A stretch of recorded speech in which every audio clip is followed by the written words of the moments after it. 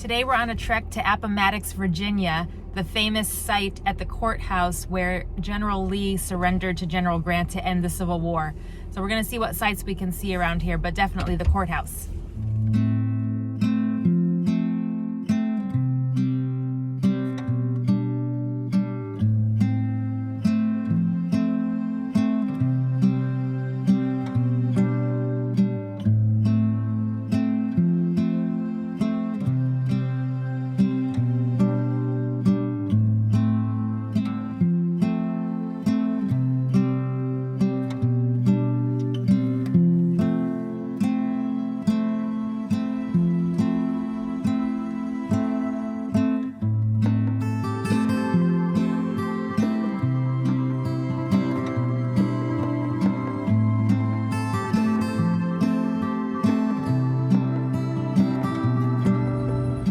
On April 3rd, 1865, General Grant's Union troops began to pursue the Confederate troops under General Lee west across Virginia from Richmond.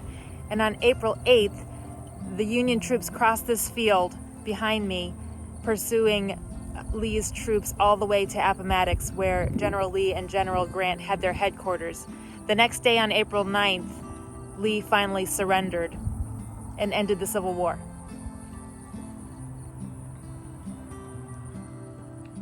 This sign is talking about how unassuming the note was that General Grant sent to Washington announcing the surrender. General Lee surrendered the Army of Northern Virginia this afternoon on terms proposed by myself. The accompanying additional correspondence will show the conditions fully.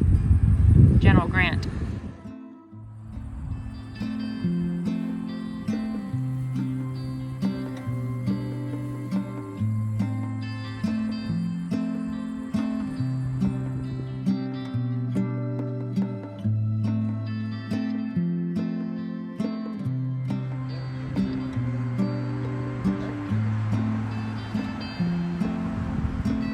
This is the stage road that General Lee took his Confederate troops down in an effort to escape Virginia down to North Carolina, but the Federal troops blocked him on the other end of this road in the town of Appomattox and forced him to surrender.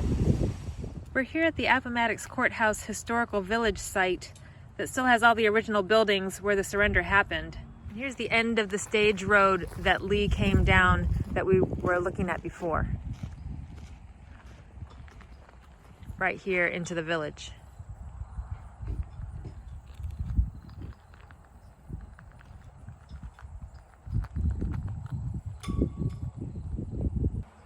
I think I figured out one of my points of confusion here. I thought the surrender happened at the courthouse, but it actually happened next door at the McLean House. And I see from this sign that the actual name of the village is Appomattox Court House. Appomattox Court House Village. So that's a little confusing, but I think we've got it worked out now. This is the actual Appomattox Court House that now houses the visitor center. The visitor center is closed because of COVID, but all of the grounds are open to walk and it's free. So that's a great deal and a fun day out to come visit the historical village.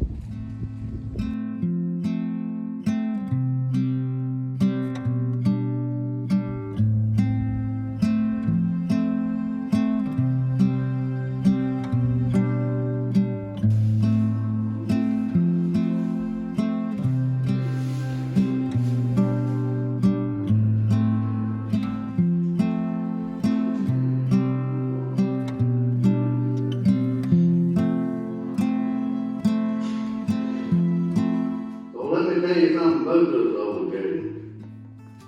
It ain't the best one around.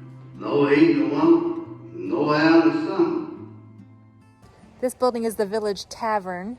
This town of Appomattox Courthouse sprung up because it was a stop on the stage road from Richmond to Lynchburg, and the stagecoaches would stop here. So then, of course, several buildings and houses and businesses sprung up here. This sign says that the Union Army carried a printing press with them on the way and printed more than 30,000 parole documents here. Interesting. And here's the printing press we were just talking about that traveled in these cases. That's amazing. and all the documents that they were printing and drying, I suppose. Here's one of the original parole passes that was printed on those printing presses. So this says, the bearer, Watson, somebody Watson, of company something, a paroled prisoner of the Army of Northern Virginia, has permission to go to his home and there remain undisturbed.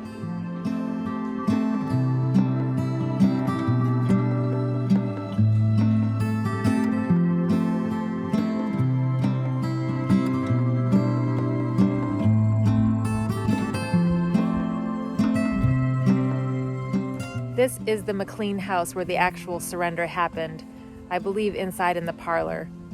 The sign here says that the house was so famous after the surrender that it was dismantled in 1893 and they were going to ship it to Washington, D.C. and reconstruct it for display there. But after the house was dismantled, they never ended up shipping it, so the National Park Service put it back together in the 1940s and set this up as a historical site.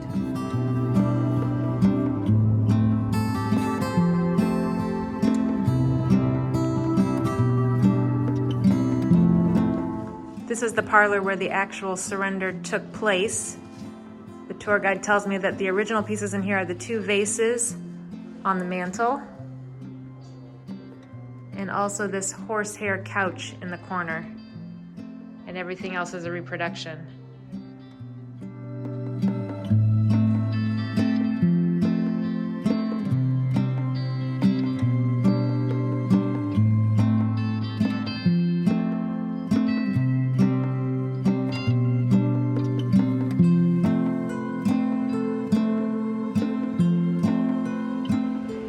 The formal dining room of the McLean House is in the basement, so I came downstairs to see this here.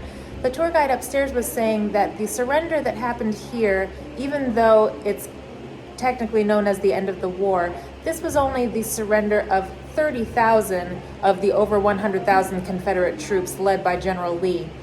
He surrendered the Northern Virginia Army here. And then once word of that surrender got out to the other armies that were fighting throughout the country, those armies decided to surrender as well. But this was kind of the first block that fell in the end of the war. And within 2 months, all the fighting was over. Another interesting note is that the Lincoln assassination happened just 5 days after the surrender here at Appomattox.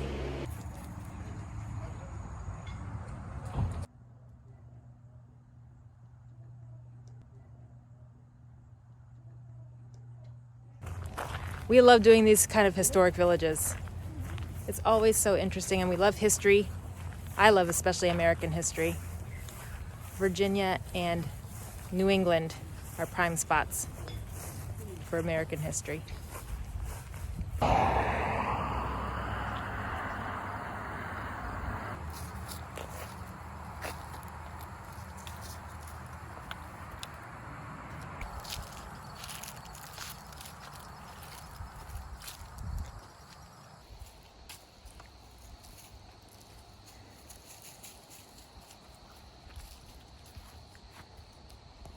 The interpretive story up at the head of the trail said that there were no benches or chairs or anything to sit on here, so General Lee and his officers just spread blankets on the ground here and determined what their next move was going to be before they decided to surrender.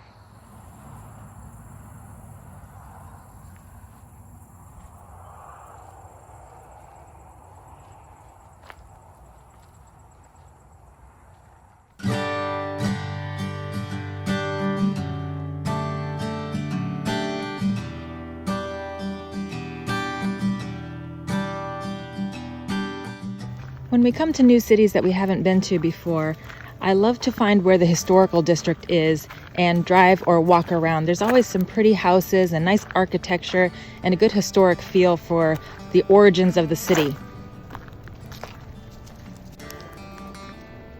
In the absence of a historical district, I usually Google nicest neighborhood in X town, and then we go drive around there. So that's what we did in Lynchburg. We ended up at the Diamond Hill neighborhood, and there's some really gorgeous houses here. When I'm in Virginia, I often wish that there were more historical mansions and plantations to tour, but there just are not a lot of those left. This area was so burned out by the Civil War that a lot of those huge antebellum mansions and plantations are gone now. And the ones that are still around are often in disrepair and haven't been updated or maintained, which is really too bad, because I know that Civil War history is controversial, but it's still part of our history and I love to explore it. I wish that there was more sites down here that we could see. But for now, I'm content to walk around and look at pretty houses.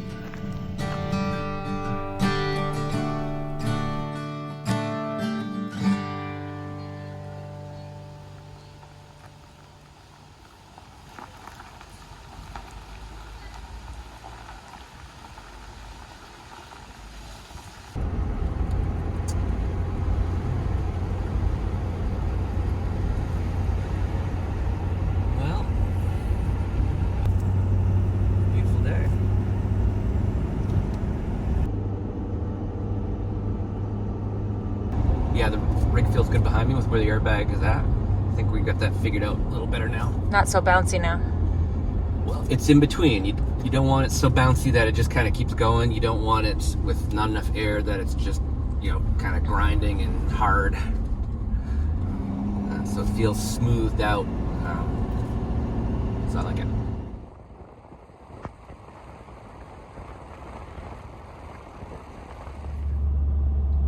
$13,600. 7 inches to spare.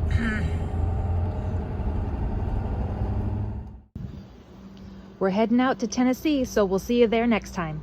Thanks for watching. Bye.